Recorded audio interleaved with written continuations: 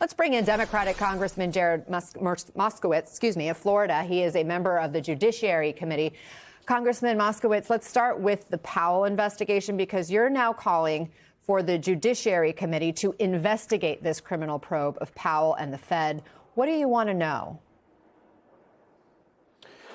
Good morning. Well, obviously, look, we want to know how this came about, who made the decision to go ahead and launch this inquiry investigation into Jay Powell. The president is distancing himself from this, saying he didn't know anything about it. I mean, this is a president who tells DOJ what to do on an everyday basis. We've even seen some of his personal messages to Pam Bondi get leaked accidentally because he sent it out publicly rather than in a direct message. And so how did this happen? Did someone go rogue in DOJ based on previous statements? Was someone else directing them out of the West Wing? This is what the committee is supposed to do. We're supposed to be doing oversight of the Department of Justice. Pam Bondi is the only secretary who has not yet testified in the House of Representatives in front of the Committee of Jurisdiction. And so we have a lot of questions on this and many other things that are going on at DOJ. We just played what Speaker Johnson is saying. He's calling this DOJ investigation serious. And when asked if the Justice Department is being weaponized against the Fed chairman, he said, of course not. So do you have any support of any Republicans to open this investigation into the Powell probe?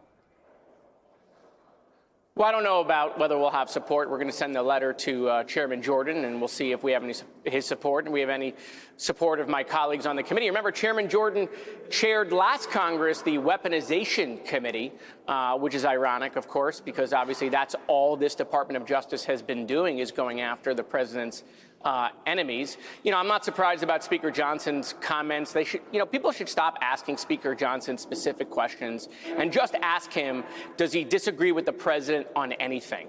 And then just keep asking that question over and over. And if he give us an example where he disagrees with the president on anything.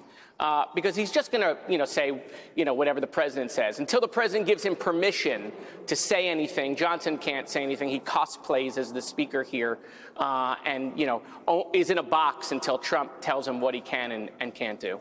Let's turn to that new reporting that the DOJ has fired the #2 official in the U.S. Attorney's Office for the Eastern District of Virginia after he declined to lead the prosecution of former FBI Director James Comey. What's your reaction to this?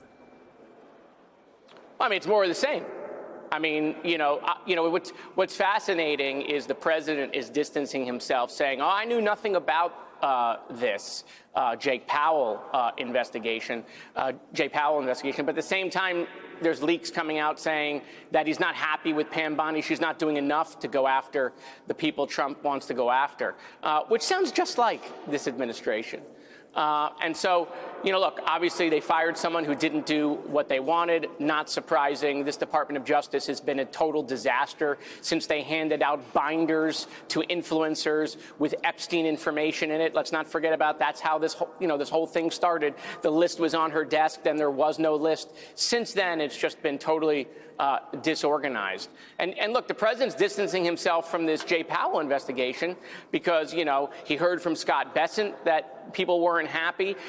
Every previous Fed chair who's still alive came out against this. Half a dozen Republican senators, a dozen countries, the head of their monetary policy came out against this. And so, the president in this area is stepping in something that can affect, obviously, monetary policy for the country. Jamie Dimon came out, who the president listens to, and said this is actually going to have the opposite effect on interest rates. This could raise interest rates rather than lowering interest rates. I know President says that, he's running Venezuela, but we don't want to run our monetary policy like Venezuela in this country.